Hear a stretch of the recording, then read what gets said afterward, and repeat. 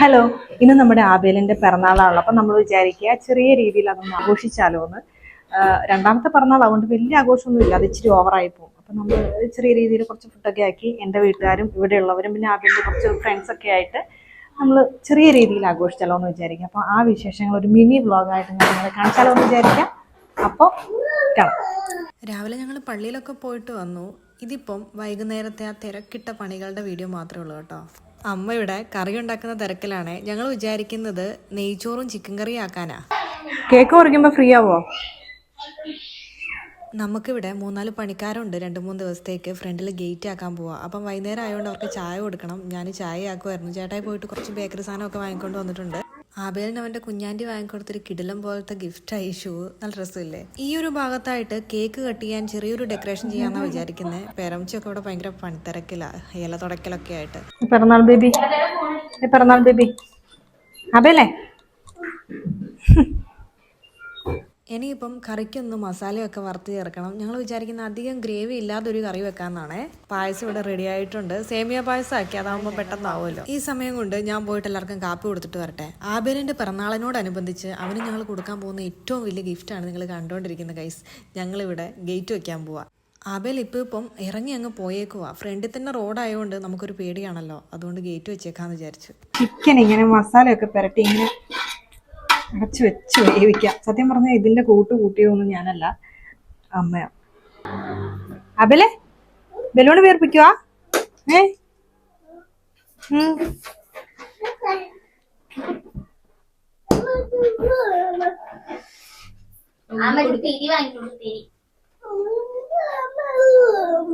ഊതി തരണോ? ഊതി തരാവേ.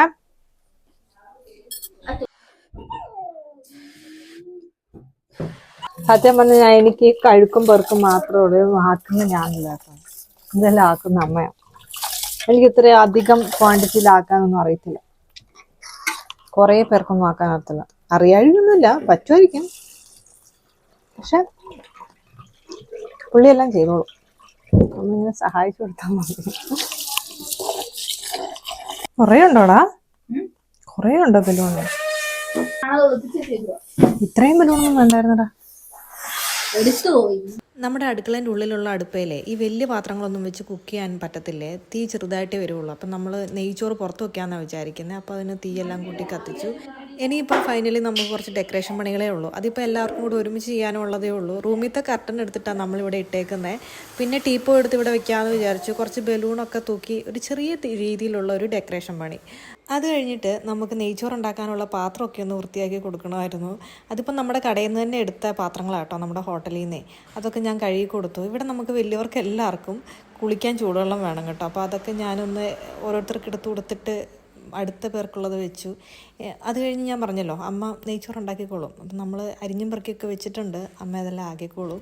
റോസമ്മയും കൂടെ വന്നതുകൊണ്ട് ഇടി അത് ചെയ്യടി ഇത് ചെയ്യടിയെന്ന് എനിക്ക് ധൈര്യത്തിൽ പറയാം. അവൾ എൻ്റെ നീതിയാണല്ലോ, അതുകൊണ്ട് പണിയെടുപ്പിക്കാം. ആ സമയം കൊണ്ട് നമ്മുടെ കേക്ക് വന്നു. ആ കേക്ക് കൊണ്ടു തന്നത് എൻ്റെ കൂടെ പഠിച്ചൊരു ചെറുക്കനായിരുന്നു കേട്ടോ. അതുകൊണ്ട് ഞാൻ വീഡിയോ എടുക്കാൻ പോയപ്പോഴത്തേക്ക് വർത്താനം പറഞ്ഞതിലങ്ങ് മുഴുകിപ്പോയി. പിന്നെ അത് കഴിഞ്ഞ് ഡെക്കറേഷൻ പണികളൊക്കെ തുടങ്ങി. ഇനിയിപ്പോൾ ലൈറ്റ് ഉണ്ടാകത്തില്ല കേട്ടോ. ഇവിടെ ഭയങ്കരമായിട്ട് ഈയൽ കാണുന്നുണ്ട്. അതുകൊണ്ട് നമ്മൾ ലൈറ്റെല്ലാം ഓഫാക്കി പുറത്തൊരു തീയൊക്കെ കൂട്ടി കത്തിച്ചു. ആബേലും കൂടി ഉണ്ടായിരുന്നു ഇതൊക്കെ കത്തിക്കാനായിട്ട്.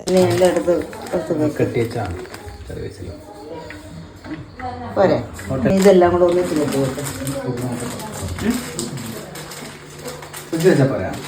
ഒന്നിച്ച് വെക്കണം. ഇനിയിപ്പോൾ ഡെക്കറേഷൻ പണികളൊക്കെ ഞാൻ പിള്ളേരെ ഏൽപ്പിച്ചിട്ട് പിറന്നാൾ കൂട്ടനെ കുളിപ്പിച്ചൊരുക്കാൻ വേണ്ടി പോവുക. അല്ലു എന്നോട് പറഞ്ഞത്, ആൻറ്റി ഇവനെ നല്ലതായിട്ടൊന്ന് തേച്ച് കുളിപ്പിക്കണം, അത്രയ്ക്ക് ചെളിയുണ്ട് എൻ്റെ മേത്തുന്ന. ചില്ലറ കളിയൊന്നുമല്ലല്ലോ. ആ സമയം കൊണ്ട് അവരതൊക്കെ സെറ്റാക്കി എല്ലാം വൃത്തിയാക്കി വെക്കാൻ തുടങ്ങിയിട്ടുണ്ടായിരുന്നു. ഇനിയിപ്പം ആബേലിനെ ഉടുപ്പൊക്കെ ഇടിപ്പിച്ചൊരുക്കട്ടെ. ഇവൻ്റെ ഈ പിറന്നാൾ ഡ്രസ്സ് എടുക്കാൻ പോയത് ഞാനും റോസമ്മയും കൂടെ. ചേട്ടാ ആ സമയത്ത് വന്നിട്ടുണ്ടായിരുന്നില്ല, ഇന്ന് രാവിലെയാണ് വന്നത്. അപ്പോഴത്തേക്ക് ആർക്കും കൊണ്ടുവന്ന് കഴിഞ്ഞപ്പോൾ ഈ ഡ്രസ്സ് ഇട്ട് കണ്ടിട്ട് ആർക്കും ഇഷ്ടപ്പെട്ടില്ല. പുതിയ മോഡൽ ഡ്രസ്സാന്നൊക്കെ ഞാൻ പറഞ്ഞു നോക്കി, എന്നിട്ടും അവർക്കാർക്കും അങ്ങനെ ഇഷ്ടപ്പെട്ടില്ല. പക്ഷെ എനിക്കെന്തോ നല്ല ഇഷ്ടപ്പെട്ടു.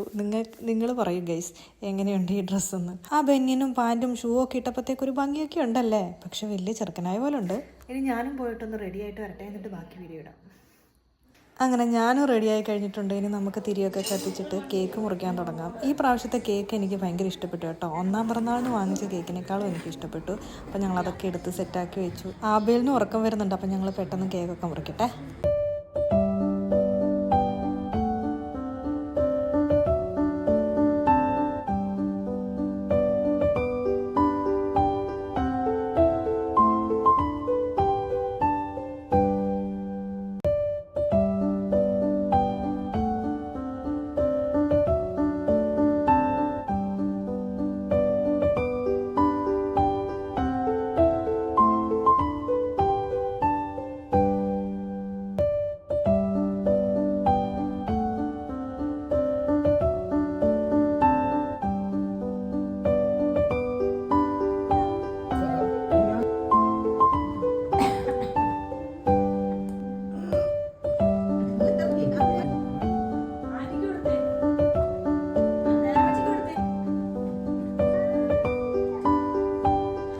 കേക്ക് മുറിയൊക്കെ കഴിഞ്ഞ് കഴിഞ്ഞിട്ട് ഞങ്ങൾ ഭക്ഷണം കഴിക്കാനിരുന്നു. ആദ്യം പിള്ളേർക്ക് കൊടുത്തു. അപ്പോൾ പിന്നെ ആബേലിനും വേറൊരു കുഞ്ഞു കൊച്ചും കൂടെ ഉണ്ട്, ആബേലിൻ്റെ കൂട്ടുകാരൻ. അപ്പോൾ അവർക്കും കൂടെ കൊടുക്കാമല്ലോ. അങ്ങനെ ഞങ്ങൾ വാരിയെല്ലാം കൊടുത്ത് ആബേലിൻ്റെ വണ്ടിയൊക്കെ കൊണ്ട് രണ്ടുപേരും കൂടെ കളിച്ച് ആബേലിന് പിന്നെ ഒരു ഇളക്കം അങ്ങോട്ട് കയറും. പിന്നെ വണ്ടിയൊക്കെ 4-5 ആൾക്കാരെയൊക്കെ ഒന്ന് കാണിച്ച് വലിയ ആളാവണം. അതൊക്കെയാണ് നമ്മളിപ്പോൾ കണ്ടുകൊണ്ടിരിക്കുന്നത്. അങ്ങനെ ഏറ്റവും ലാസ്റ്റ് നമ്മളൊക്കെ കഴിച്ചു കഴിഞ്ഞു, പായസവും കുടിച്ചു. അങ്ങനെ ആബേലിന് 2 വയസ്സായി. എത്ര പെട്ടെന്ന് വർഷം കടന്നു പോകുന്നത്. ഇങ്ങനെ പോയാൽ നമ്മൾ പെട്ടെന്ന് വാർദ്ധക്യത്തിലെത്തും. എല്ലാവരും പോയി കഴിഞ്ഞ് വീട്ടിലുള്ളവരും കുറച്ച് പാത്രങ്ങൾ മാത്രം ബാക്കിയാവും. ആ പാത്രം ഇപ്പോൾ കഴുകി വെച്ചാൽ നാളെ വലിയ പണിയുണ്ടാവില്ല. അപ്പോൾ ശരി, പിന്നെ കാണാം.